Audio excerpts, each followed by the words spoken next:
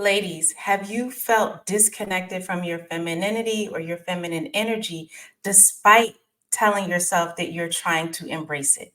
All right, we're going to get into that because there is a missing step that a lot of women on their femininity journey miss. Hey there, it's Dr. Nicole. Welcome back to the channel. So let's just get right to it, right? I hear this all the time. There's clients that I've worked with, other women that I talk to, and they say, like, in my mind, I'm trying to embrace my feminine energy. I'm for it, right? You don't have to convince me, but I'm still not convinced because it's not working for me. It's not panning out in my life. And I still feel like I'm carrying the burden for everyone and everything. And I'm still feeling like I'm forced to be in my masculine. So there's a secret piece, a secret ingredient that so many women miss. And it's easy, it's understandable, but I'm going to tell you what it is and how you can lean into it. So first of all, let's acknowledge that this can be difficult. It can be challenging for many people. I think difficult is a state of mind, but it can be challenging, right? You might be saying, I'm embracing my femininity, but it's difficult. And the reason is that in a lot of ways as a society, we highly value masculine traits. Not just men valuing masculine traits in other men, but it's often women wanting to see masculine traits in other women. That's what they value because that's what they know. And if you're not careful, you can end up being with a man who values you, or at least pushes you, makes you feel like you're being pushed more into the masculine role, right? So it can be a challenge because without saying it, a lot of people are actually rewarding women for being in their masculine. But that's only part of the story, right? That's not the whole. See, the real truth underneath that is that once a woman fully embraces and steps into, especially this secret ingredient I'm going to tell you about, steps into her feminine energy, she gains more respect. She gains more admiration. She inspires other. So it might seem like on the surface, yes, we're pushing women to be in their masculine traits. But really, once a woman is able to fully step into it, everybody comes along and they're like, wait a minute, this is what we needed all along. We needed this, this woman, this particular woman in my life, but in general, we need an army of women who are really tapped into their femininity. And that's because really being tapped into your feminine essence, your feminine energy, it allows you to embrace so many traits that are powerful. Your intuition, your creativity, really being in tune with your emotions and your emotional intelligence. And so once you fully embrace it and embody it, you're going to be like, well, what took me so long? And the people around you, your children, your spouse, even your business partners. I talk to so many women who are embracing more flow and ease in their businesses, and they're finding more success in that way. Okay. So once, despite the world saying, hey, masculinity, we're latching onto those traits even for women. Once you really lean into your femininity, things are really going to open up for you.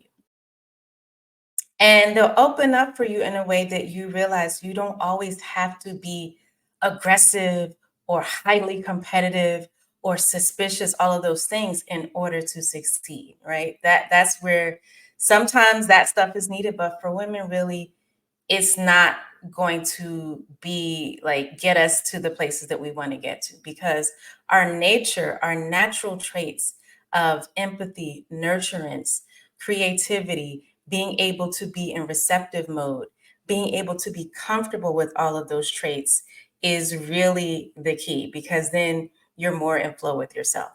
And so, well, what is that secret ingredient, Dr. Nicole? You might be asking, right? I alluded to there's a reason, there's a missing piece to the puzzle.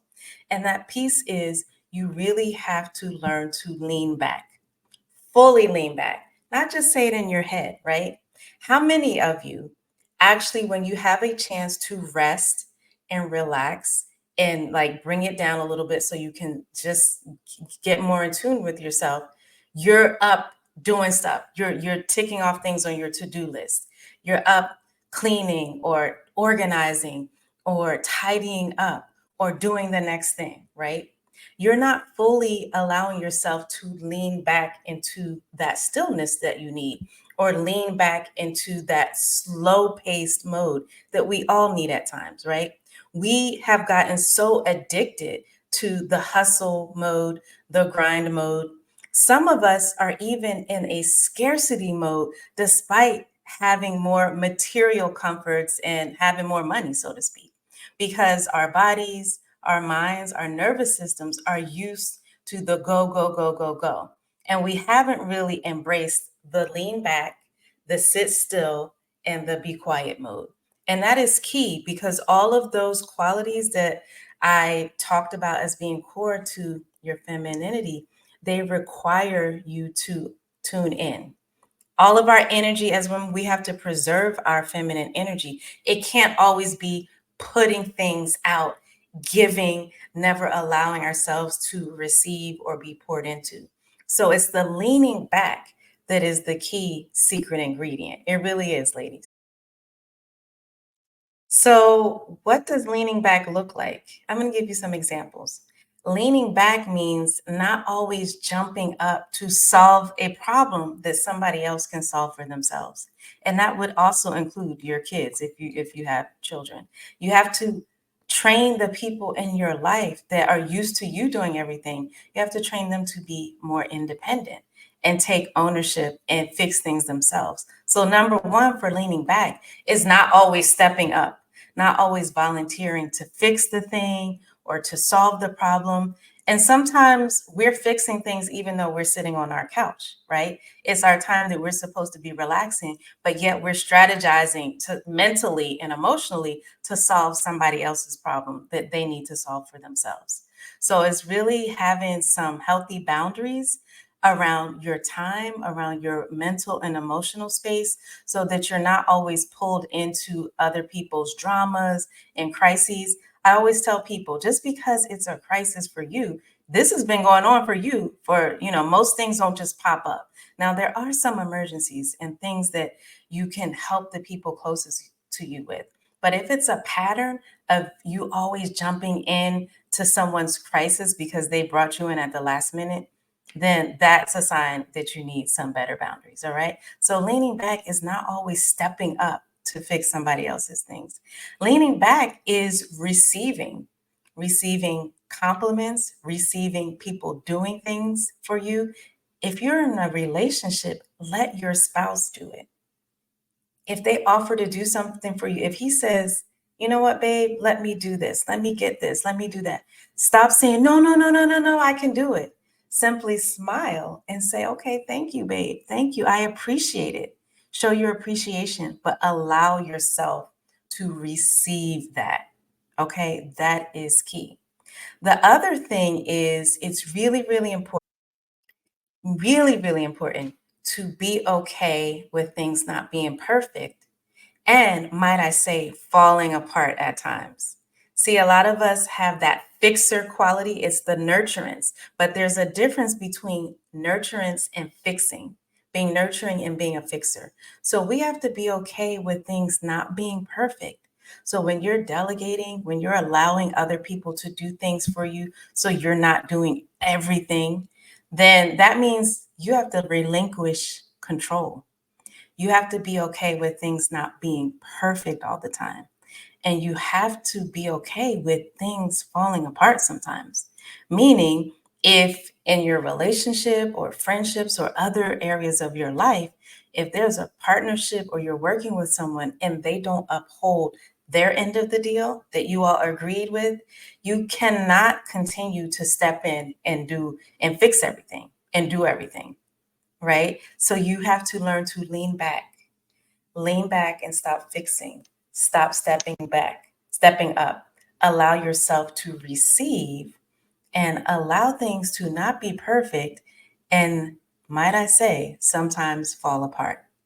Okay, ladies, I want you to understand that leaning back is the key missing ingredient to really embodying and tapping into your feminine energy. All right. Let me know in the comments what you think. What has been your experience with leaning back? What has your feminine energy journey been like? And are you in the beginning? Are you at the end, in the middle? Where are you? Let me know your experience. Don't forget to subscribe, hit that notifications bell, and like and share this video. See you next time.